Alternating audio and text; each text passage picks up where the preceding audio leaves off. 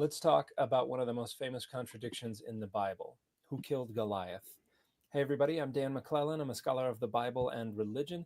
And when we look in 1 Samuel 17, we get the famous story of David killing Goliath. And I want to focus on the way they describe Goliath. In verse 7, it says, the shaft of his spear was like a weaver's beam.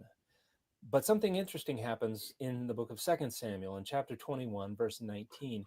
We have a story about certain individuals defeating certain giants. And there's this reference to somebody named Elhanan, a Bethlehemite, killing Goliath, the shaft of whose See, like spear. this guy's. First of all, I just wanted to tell you guys, this guy is not even like a Christian. He's like a Mormon. All right.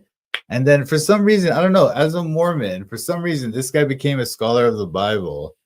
And then he makes a YouTube channel, and all he does is just come on here and just see all these things that are against the Bible or against the idea of believing the Bible is the true word of God, you know?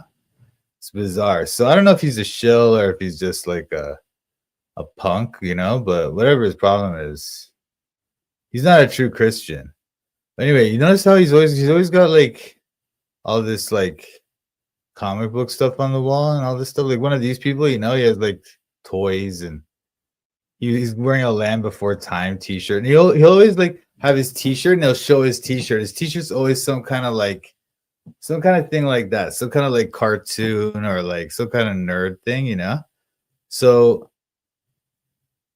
like it's very Freemasonic. Everything he's doing is Freemasonic. All those comic book things are Freemasonic. His shirt is Freemasonic. You know what I mean? But maybe he's just an idiot like that. I don't know, right? But either way, it's just bizarre that he acts like this. But these people that they don't have faith in God, that's why they get into these comic books and like fantasy books and all that stuff because in a world without meaning, in those things, those comic books or those fantasy books and stuff, right? Everything has meaning. Everyone's life has deep meaning, you know? Whereas in their world, in their worldview, there's no meaning. That's why they're so stuck on that stuff. But anyway, I'll let him finish. So basically there's a contradiction in some false Bibles about who exactly killed Goliath. We'll talk about it. Individuals defeating certain giants. And there's this reference to somebody named Elhanan, a Bethlehemite, killing Goliath, the shaft of whose spear was like a weaver's beam. So this is quite clearly intended to describe the very same Goliath who is killed by David in 1 Samuel 17. So what's going on here? Well, let's take a look at another passage, 1 Chronicles chapter 20, verse Yeah. 5. Yeah, it's the other version. The King James gets it right, and I'll explain what's going on, but I want to let you hear what they say because most scholars obviously they don't think this way the way we think, right? So they immediately if they see a problem like this, they just assume that oh, it's because there was some mistake in the writing or whatever, you know? But that's not what happens. So I'll show you. This is coming centuries after 2 Samuel was written. And here, the text states that Elhanan killed Lachmi, the brother of Goliath, the shaft of whose spear was like a weaver's beam.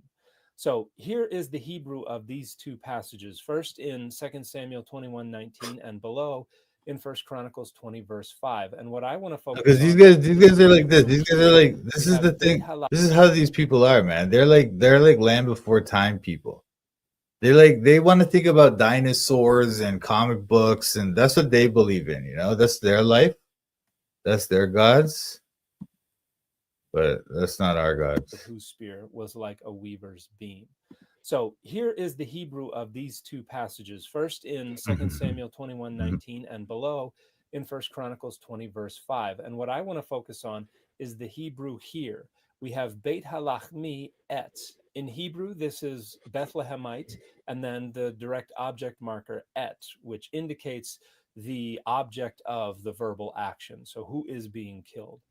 Now, below we have et lachmi achi, and the Hebrew is very similar. You have lachmi, the last four letters of Bethlehemite, but instead of Beit Ha, you have the direct object marker moved to the beginning. And then instead of et on the end, you have achi, which means brother of. And the Hebrew here can look very similar, but only in the Aramaic square script, not in the Old Hebrew. And the Aramaic square script was adopted by Judahites during the Babylonian exile. So the confusion here is something that would not have taken place until the exile or later, which is when the book of First Chronicles was edited. In other words, whether it was in the chronicler's forlaga or source text, or the chronicler made the change themselves, the alteration is something that occurred almost certainly in the editing of the book of Chronicles. It is probably not a result of confusion in the editing of 2 Samuel 21:19. And so what we've most likely got going on here is either someone copying the tradition that the chronicler used, or the chronicler themselves altering the text in order to obscure this contradiction. Because if 2 Samuel 21:19 says Elhanan killed Goliath, the shaft of whose spear is like a weaver's beam, then that contradicts 1 Samuel 17, the much, much more famous story of David killing Goliath. And so, in short, in 1 Chronicles 20, verse 5, someone has altered the text in order to make it seem like Elhanan was not responsible for killing Goliath, but for killing someone named Lachmi. You see how they're so like, imagine like they immediately assume that the other story, all right, so like this is what happened. There's 1 Samuel 17, right? It has the entire story. The whole chapter is this story of David killing Goliath, right? That's the whole chapter. All right. Then later on in 2 Samuel, there's this notes about how Elhanan killed, and the King James correctly says the brother of Goliath, right? But these fools, they go, oh no, it must be a mistake in this. So this is one line, right? And there's this like little thing, there's a one little word off, and they're just like, oh well, okay, that's obviously the true thing. And this other one where they put the whole story, this whole chapter, that one's the one that's a mistake. You know what I'm trying to say? You know how dumb this is, but this is how these people are, and they're trying to act like it's so obvious. Like he acts like anybody who denies what these people say is a stupid idiot, you know? But no, you guys are the idiots. Why would they write a whole chapter that's wrong, and then they just have this one line here, and they do it right over here? They do one line is correct, and then this whole chapter is wrong. It doesn't make any sense. It's dumb, you know? Anyway. Who's supposed to be the brother of Goliath. And another reason we know this is almost certainly a textual corruption is that the name Lachmi would mean my bread, and that's not a naming convention that is known from anywhere around this time or place. And it would also have to be a Semitic name. But Goliath was a Philistine, and a brother of Goliath would also be a Philistine. And in this early period of Philistine history, would almost certainly have had a Philistine name. And another consideration is what textual critics called lectio difficile, or the more difficult reading. And this is not a hard and fast rule, but it's a principle. Usually when texts change, they change from a more difficult reading to a less difficult reading. In other words, when people are going to See, so that's what they do. They have that rule. This is their rules, right, for text criticism. So let's say you see two different manuscripts, and they have a different reading, right? And there's some reading is different, right? So what they'll say is, okay, this one says the Lord, and this one says the Lord God of Israel. So this one is the more difficult reading. So they'll say, okay, probably this one's wrong. You know what I mean? That's their rule. Okay, whatever. That's their rule. So they think that stupid rule is more important than the fact that these people, whoever wrote First Samuel, wrote a whole chapter about how David killed Goliath, and then there's this one line in the next book in Samuel chapter, like they were one book before, right? But in 2 Samuel, there's this one line where it says that Elhanan killed Goliath, right? Or they think it says Elhanan killed Goliath. So then they think, oh, must be that whole chapter that they wrote in the 1 Samuel. The whole chapter must be wrong. The whole chapter. It's so dumb. It's so utterly dumb. You know what I mean? But this is how these people are. But anyway, I'm going to show you what's up. They're going to change it. Yo, Sammy, that's the crazy story, bro. God bless, man. I'm going to pray for you, man. to make it easier to accept and more theologically comfortable. And in this case, because the change would resolve a textual contradiction, very clearly the more difficult reading and therefore the likely earlier reading, not definitely earlier, but likely earlier reading based on the. Not definitely. See, so at least he's honest enough to admit that. But then he's gonna go on and just try to like convince his simple-minded viewers that, in fact, no, even though it's not definitely, it is definitely. You know, that's how they talk. On this text critical principle would be 2 Samuel 21:19. So all of the evidence, all of the methodologies we can bring to bear on the question strongly suggest that the text in 1 Chronicles 20 verse 5 is corrupted. The text in 2 Samuel 21:19 is the more original text, and there existed a contradiction. Somebody named Elhanan was attributed with killing Goliath, and what most likely happened is the folks responsible for editing and passing on the tradition of David appropriated that defeat of Goliath and attributed it to David as well. Let's look at some. And then they just wrote a whole chapter earlier on in the book. They did, like, this is what this guy's trying to get you to believe, right? That somehow the person who wrote 2 Samuel 21:19, right? It was all one book, by the way. The two books, 1st and 2nd Samuel, were all one book. All right. And this guy's trying to get you to believe that because this one line in 2 Samuel 2 and 2 Samuel 21, it says that Elhanan killed Goliath in their reading. Because that one line is there, that he's trying to get you to believe that, oh, they must have just made up that whole chapter. The whole chapter. You know what I'm trying to say? It's so utterly retarded, these people.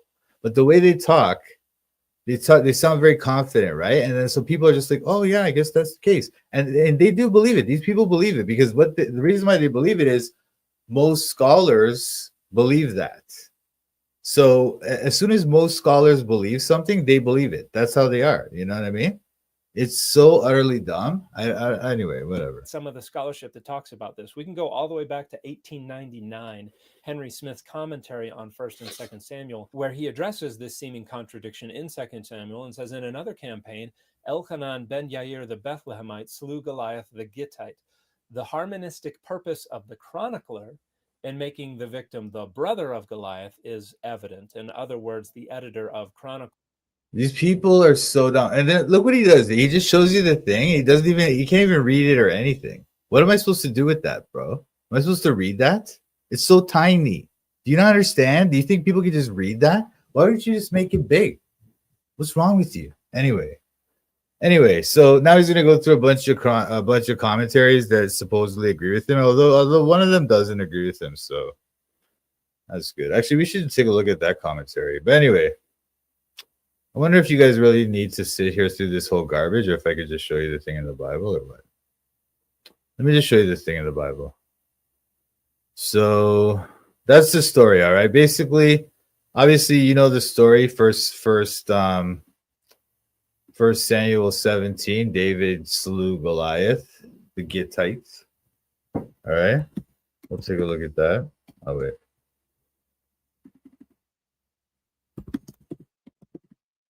One Samuel 17. So this is the story, right?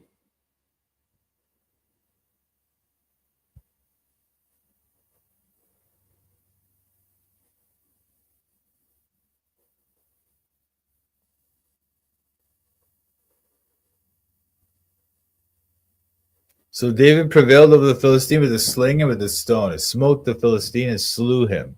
But there was no sword in the hand of David. Therefore David ran and stood upon the Philistine and took his sword and drew it out of the sheath thereof and slew him, cut off his head therewith. And when the Philistines saw their champion was dead, they fled. And you know what? By the way, I just realized this. You know, this story, right? This story is, so there's one whole chapter dedicated to the story of David killing Goliath. And then later on, right? Later on in 1 Samuel, Saul and David start kind of having a beef. And then David decides to run before Saul kills him.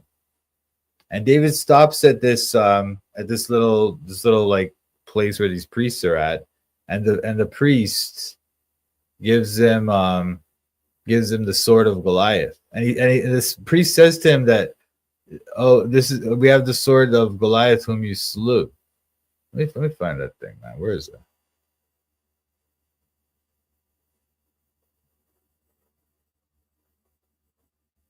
Wait.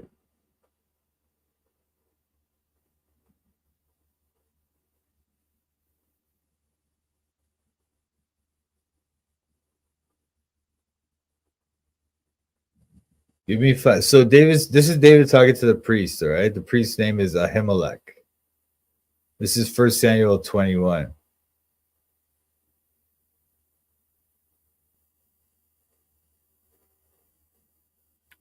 Oh, look at this. Look at this. David said unto Ahimelech. So he goes to Ahimelech and he's like, he gets some bread. And Jesus talks about this story too. Because the stupid Pharisees were bugging Jesus about this something. I don't know. It was about the Sunday, about the Sabbath, like eating on the Sabbath. Anyway, so this story is very famous. Anyway, so David's here talking to the priest, and he says, and is there not here under thine hand spear or sword? For I have neither brought my sword nor my weapons with me, because the king's business required haste.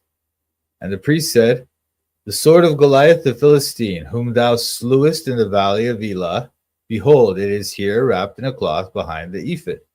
So this is twice now. This story's been told in this book, right?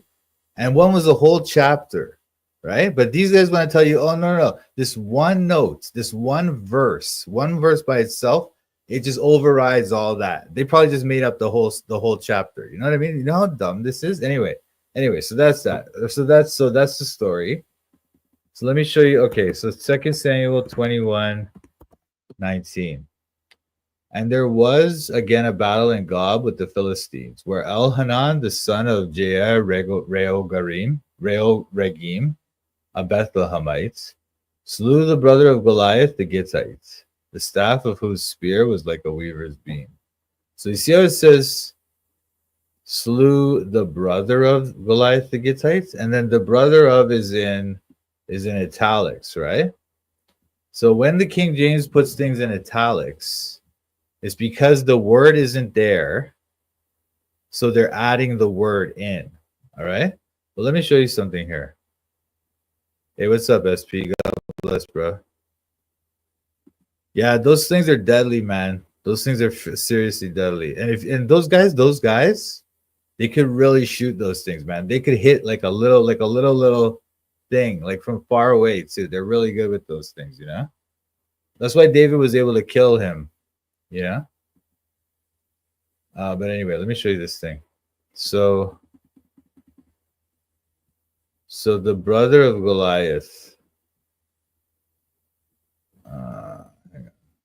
Goliath. All right, so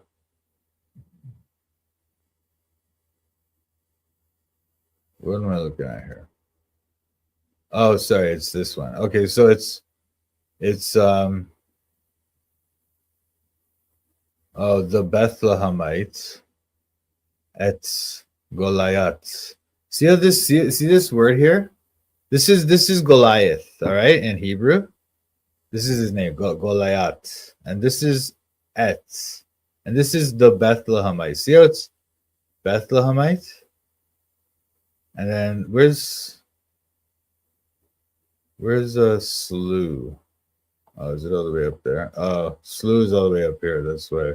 Anyway, the point is, look, this thing is et, all right? Now, if you can see at the bottom, it says it's the object marker. They call it the definite direct object marker. So in Hebrew, they'll put this word here, and it just, all it does is tell you what is they put it before the direct object of a sentence, right?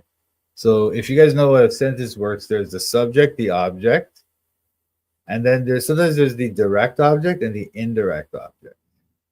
So if I were to say to you, I rode my bike to the store, I rode my bike to the store. I is the subject. Rode is the verb. My bike is the direct object because I'm riding my bike. I'm doing the thing, the verb thing. I'm doing it to the object, right? The direct object. So the bike. But I'm riding my bike to the store. So that's the indirect object. Okay.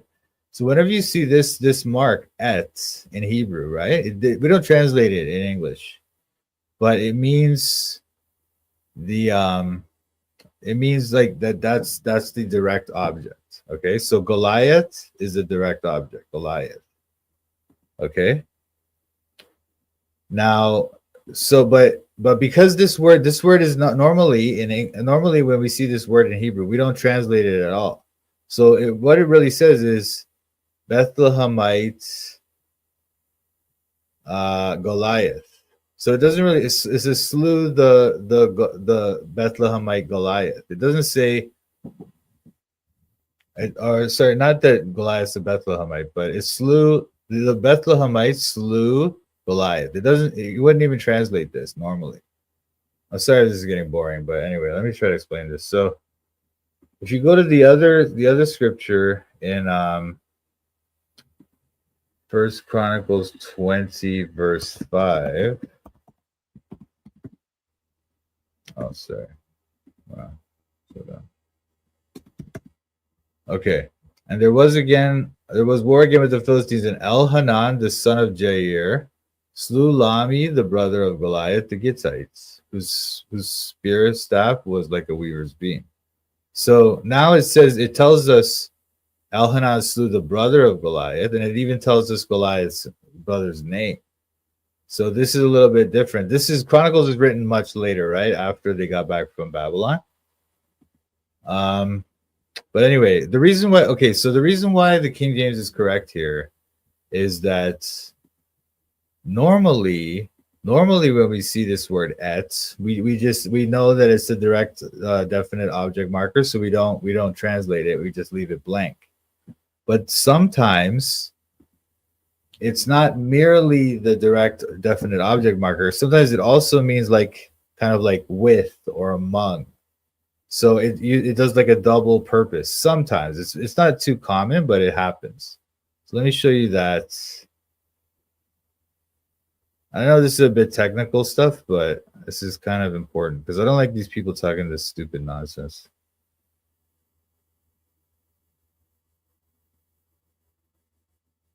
Anyway, I'm trying to find this. Oh yeah, Judges 1:16. Okay. So now if you go to Judges 1:16,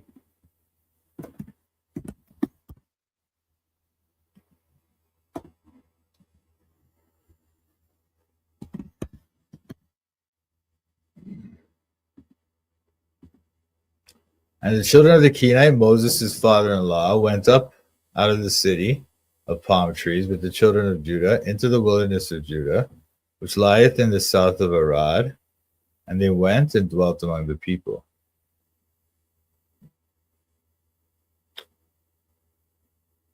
So hang on, let me just find this thing.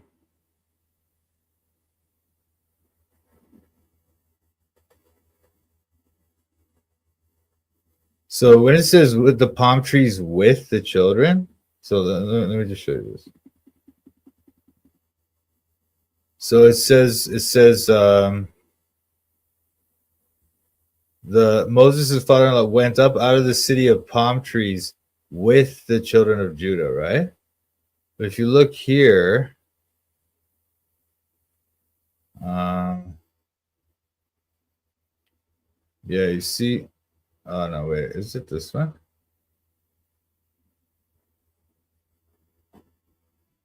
What's going on here, man?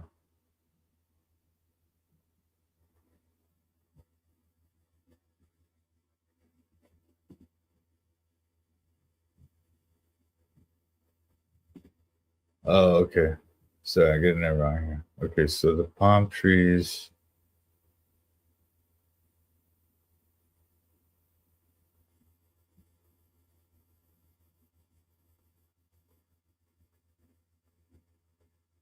Uh,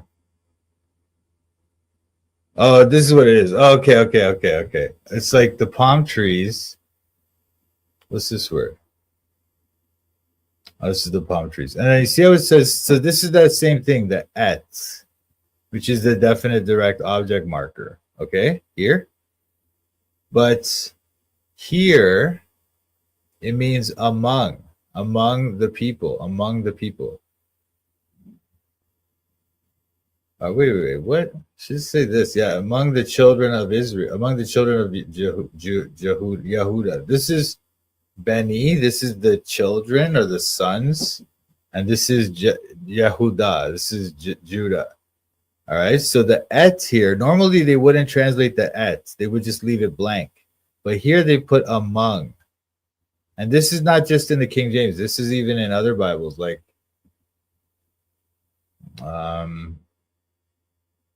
settled with the people, you see? Or into the wilderness of Judah. With the people, they added that word with. It's not, it doesn't say that, you know? But that's because anyway, so my point is just that there are examples in the Bible where this word et is not left untranslated, but it is actually used for a word, like it means among or with or something like that. Among or with or something like that, right? So that's why when you see this in 2 Samuel 21:19, it's like et Goliath, right? It means like slew with Goliath, the one that was with Goliath is what it's saying, you know? That's why, but then the King James, they translate it as brother up because that's the correct translation. Because what happens is when this book Samuel was written, right? It was written in the time of when they were living this thing, they wrote the book. So everybody knew that Elhanan had killed Goliath's brother. So they didn't feel the need to write that in. They just said with Goliath, you know, the one that was with Goliath. So it's like saying slew him that was with Goliath. You know what I mean? It's like saying that in Hebrew. And then in English, because the King James, they didn't want the confusion of saying slew with Goliath. They didn't want that. They just put the brother up, you know? And so when the chroniclers wrote it, they just wrote the brother up because they wanted people to make sure that they knew. Because people like 400 years later, they don't know who Elhanan is. They don't know who these people are. You know, they know Goliath and David, but they don't know who these people are. So that's why the chroniclers felt the need to write the whole thing, the brother up. And they even knew his name, so they wrote it in his name. You know? Now, does that make sense, or do you guys think that that's weird? Or tell me what do you guys think? Does that make sense, or what? Or if I need to explain this anymore? Because when it says like, as you can say it like, it could be like, you can think of it as like he slew among Goliath or something. Slew the one that was with Goliath, you know? Goliath the Gittite. Hey Mixu, what's up, bro? Yeah, Hebrew's interesting, man. Hey, what's up, man? But anyway, so does that make sense, you guys, or is that like confusing or what? Tell me, talk to me. Or I don't know if I need to explain that any further, I can. But so that's just like I just wanted to explain to you that look, we see in the Bible that there are examples where this word et is not always used in that way as these people are trying to tell you. Yeah, let me see what they say here. With the people, yeah.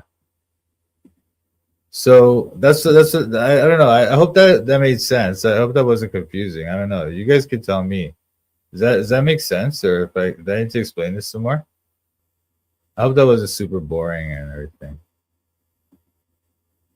Oh, you got it? All right, cool, cool, cool. So that's all that was, man. So that's what these people do. But I just want, but the other thing that's stupid about it, just so I hope you guys get this part too, that understand, man, these guys are trying to say because of this one line in Second Samuel 20, 2 Samuel 21:19, right? They're trying to say that because of this one line, that we should just throw out the whole chapter, 1 Samuel 17, and also throw out that story where David was talking to Ahimelech. Just throw that out because of this one stupid line. And they don't even try to investigate, hey, maybe that word et, maybe it has another use, you know? They don't even try to investigate that. And these guys are all like, look at all these scholars. Like, let me go back to that stupid video. These guys are going to show you like a bunch of scholars now, and none of them know this. None of them know this thing. If they're scholars of the Bible, they're scholars of Hebrew and all this stuff, why don't you know this? You know, so dumb.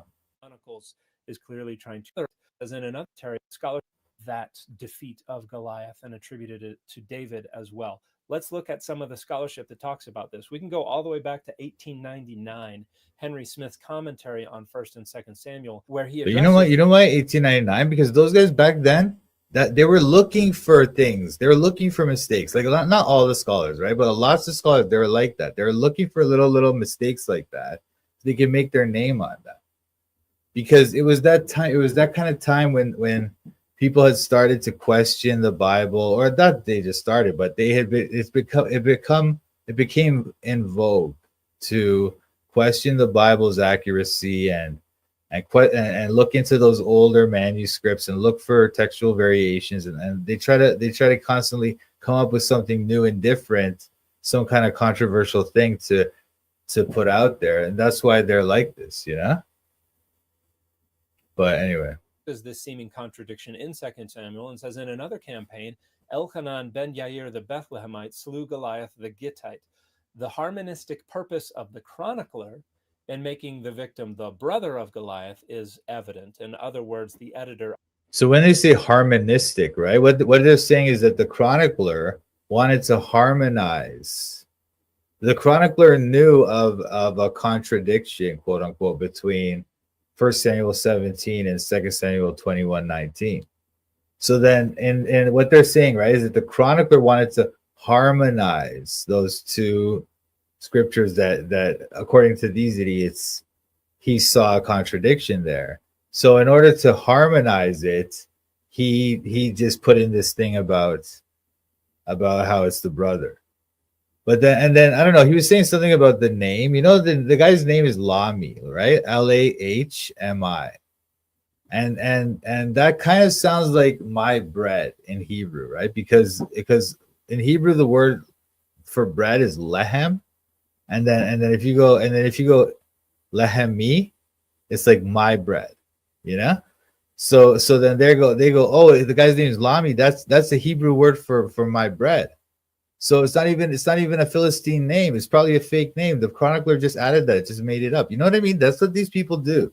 These people. But it's not even like, look, if you wanted to say my bread, you would say lehemi. Lehem is how you say bread. You don't say lami. But these guys see lami and they're like, oh, it's a Hebrew name. It's so utterly dumb. Like I don't even know if I'm getting across to you guys how utterly retarded what this man is saying to you is, you know. But that's what it is. That's what we have to deal with. This is the scholarship that we have to deal with, you know. These people are a joke. People are a joke. Chronicles is clearly trying to harmonize the accounts and make the contradiction go away. And we can go into the 80s. We got a couple of commentaries on Chronicles there. Hugh Williamson comments, 2 Samuel 21:19 has the Bethlehemites. Look at this. Look, what are we supposed to do? What are we supposed to do with that? What am I supposed to do with that? Sam, what's this guy's name? This guy's such an idiot, dude. What am I supposed to, what are you showing me that for? Am I supposed to read this? He's just like, she just shows you this, so it's like if for you as a viewer, if you wanted to like confirm what he's saying or research some stuff yourself, you'd have to actually go find this book. You can't even see the page number. You know, like if you want to look at the page, you have to like blow this thing up and like zoom in and all this stuff. Like what am I supposed to do with this? What am I supposed to do with this? This is so dumb. Anyway. It is generally held that the chronicler found a discrepancy between 2 Samuel 21:19 and 1 Samuel 17, where it is David who slays Goliath. The continuation of the shaft of whose spear was like a weaver's beam makes it clear that the same Goliath is being spoken of. Compare 1 Samuel 17:7, and that he deliberately altered his forlage in order to effect a harmonization. While this remains likely, it is worth noting that the Samuel text itself is almost certainly corrupt, oregim being a didagraph of the word translated weaver at the end of the verse. And that's part of... See, so this guy, the guy he's reading, right? He doesn't even believe the first Samuel thing. He's like, oh, even that one's corrupted. They're all corrupted. You know, it's like, these are a bunch of clouds, dude. Seriously. Like, the name of Elhanan's father in the 2 Samuel text. So what Williamson is pointing out is that 2 Samuel has a couple of text critical problems as well. And so instead of saying the chronicler intentionally changed this, the chronicler may have just been trying to make sense of a text that didn't make perfect sense to them. Then also in the 80s, we have Roddy Braun's First Chronicles Word Biblical Commentary. We have here... This is actually a good commentary, but of course, all the commentaries, you know, some of them are good, some of them are bad. But you always have to have reading them with this idea, like, okay, with a grain of salt, right? You have a grain of salt because they'll say stupid things like this, and none of them are really like us. Like, they don't see it like, or like me anyway. I don't know what you guys think, but most of you agree with me. So the way we see it, it's like God is giving us a Bible as perfect, you know. But they see it like, oh, everything has been changed, everything's mistakes everywhere, and that's how they think of it, right? So you always have to have that in mind.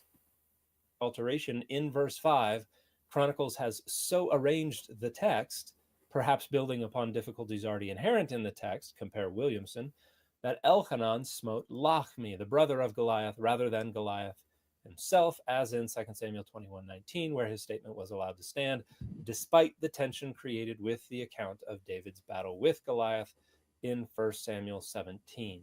Now let's check out... So he's trying to say they left the mistake in Samuel, but that the chronicler didn't want to leave the mistake. But no, what happened is the chronicler just added more details, like the brother's name and stuff like that. That's all that happened. And the Samuel is in Samuel, like the original Samuel, they just did it. They just did it. Everybody knew that he was the brother, so they didn't feel the need to add that word in. That's all it is. Sarah Japheth's 1st and 2nd Chronicles commentary, where she says two basic approaches to the problem can be discerned in the history of interpretation. One is the attempt to harmonize the two traditions by providing some explanation for the one deviation. Anyway, this is super boring now. Whatever, who cares? I like this is gonna go through a bunch of like commentaries like this. He doesn't even show. You can't even read one of these. I don't know why this guy did this. He's just showing you the page. You can't even read it, dude. Are you mental? Why wouldn't he just blow this up? Just blow it. Like, he has the thing like circled like with the red, right? Just blow it up and just let us be able to read it. What's wrong with you, dude? Anyway, this guy's the name mental. Of the warrior. The rabbinic way, expressed also by the Targum, was to regard the two names as being... Anyway, this guy's annoying. This guy is so annoying. Every word out of this guy's mouth is just annoying. This guy sucks, man. Okay. I'm studying the Bible in Toronto. I'm studying the Bible in Toronto. I'm studying the Bible in Toronto. I'm studying the Bible in Toronto. Studying the Bible with Mike, Sam, Pat. These other YouTubers are just so trash. Hit the thumbs up if you want to support. Go follow Mike as he follows the Lord. I'm studying the Bible in Toronto. I'm studying the Bible in Toronto. I'm studying the Bible in Toronto. I'm studying the Bible in Toronto. You better watch out, Mike's calling out the shills. If you're not free grace, you need to sit down and chill. We're not hyper grace, you know we keep it real. Eternally secure, you know that we're sealed. We don't back low, we're not workspace heretics. Mike's not in it for the money, trying to get a lick. They out here selling their souls for a couple clicks, becoming Freemasons so they can't just get rich. I'm studying the Bible in Toronto. I'm studying the Bible in Toronto. I'm studying the Bible in Toronto. I'm studying the Bible in Toronto. Shout out to Mike Sampat. Check out his channel, Toronto Bible Study. Subscribe and like.